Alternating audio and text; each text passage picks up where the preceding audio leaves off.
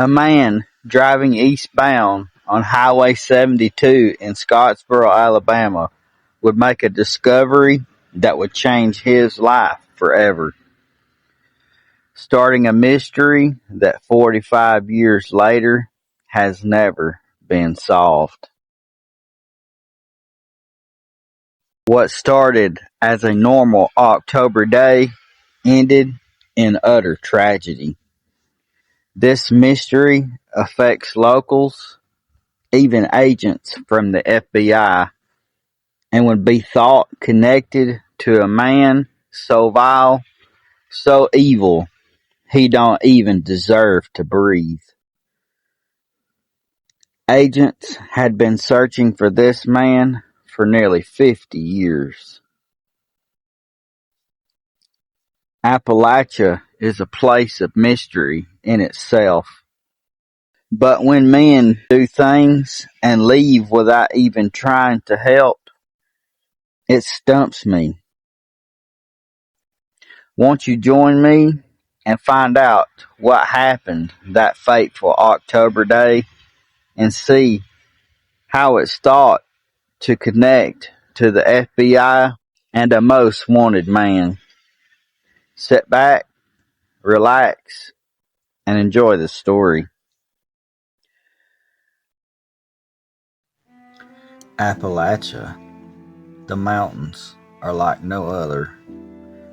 From its rigid terrain, beautiful wildlife, to the people that live their lives here, to the strange, unexplained stories that folks share.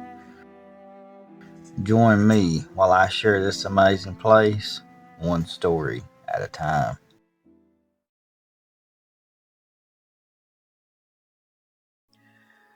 October the 18th, 1981 starts off as a normal day. Folks traveling Highway 72 like they do every other day. That's when a man saw it right in front of the old Western Sizzling Steakhouse. A middle-aged man laying in the road, hurt too. He pulls to the side, checks the man for any signs of life, and runs for help. By the time help comes, it would be too late. The man was gone.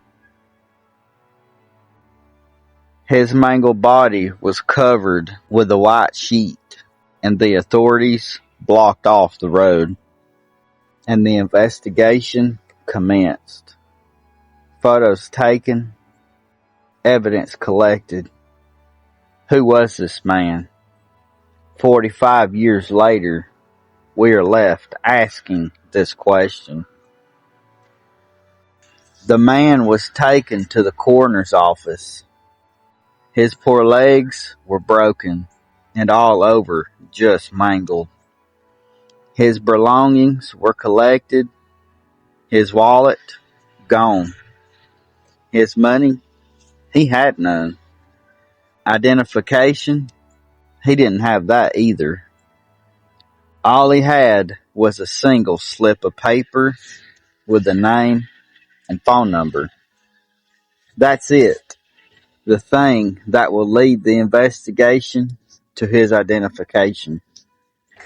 Detectives called this man. Turns out the man was from Kentucky. His number was dialed. He answered. Detectives asked for the person whose name was on the paper. He indeed was the man who answered. He was asked, "Do you know a middle-aged white man about 55 to 60 years of age, 5'9" tall, 155 pounds, grayish brown hair?" And he said, "Well, that sounds like the gentleman I gave a ride to days earlier. He was hitchhiking to, I believe it was Florida, but he didn't give a name.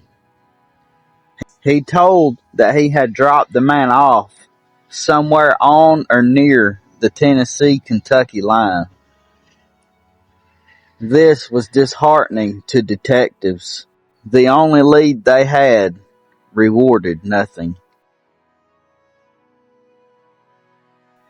They tried to hold the man's body as long as possible in efforts to identify him. But November the 11th, he was laid to rest in the Cedar Hill Cemetery under the name John Doe.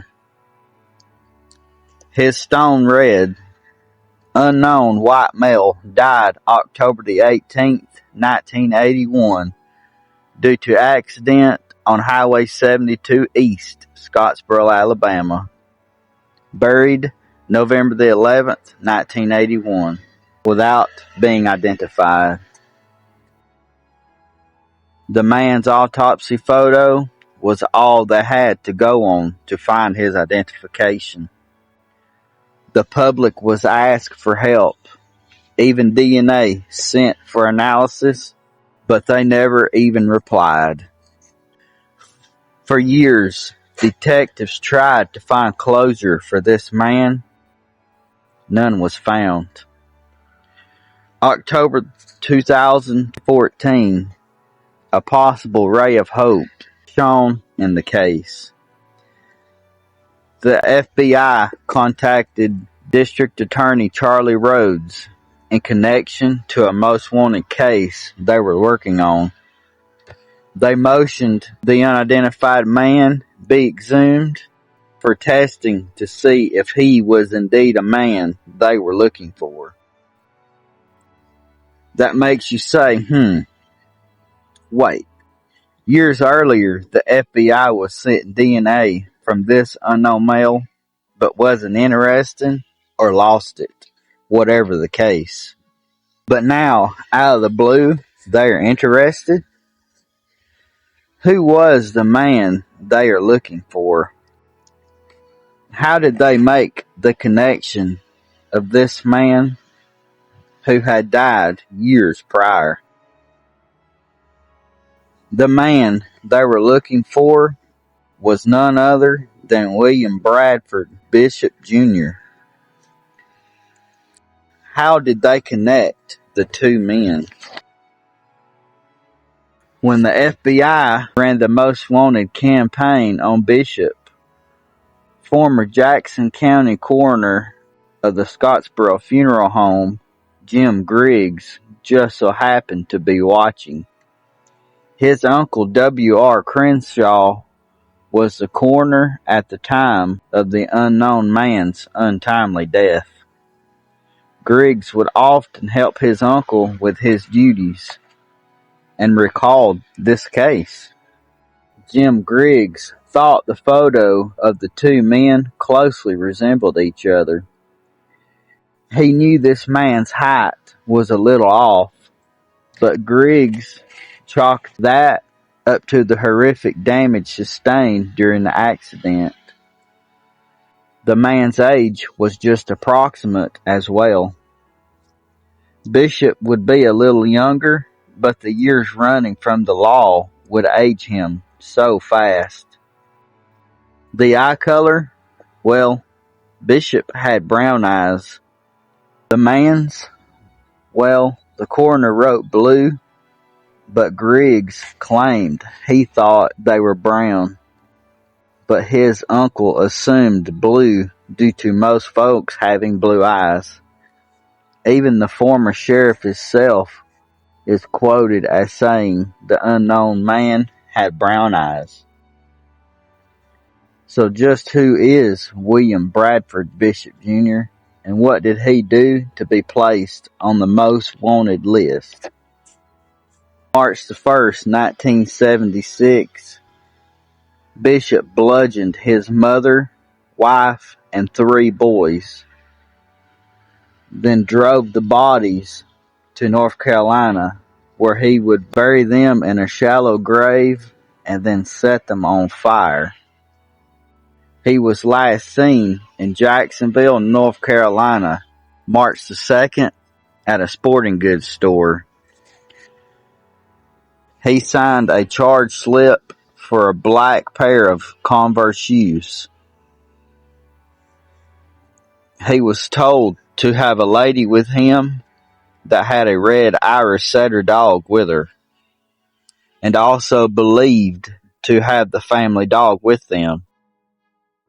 March the 18th, 1976, Bishop's 1974 station wagon was discovered in North Carolina at the Great Smoky Mountain National Park, 15 miles from Gatlinburg, Tennessee. Bishop was born August the 1st, 1936, putting him at 45 years old when the body of the unknown man was discovered. October the 7th, 2014, Judge Jennifer Holt granted the motion giving permission to exhume the man's body for testing.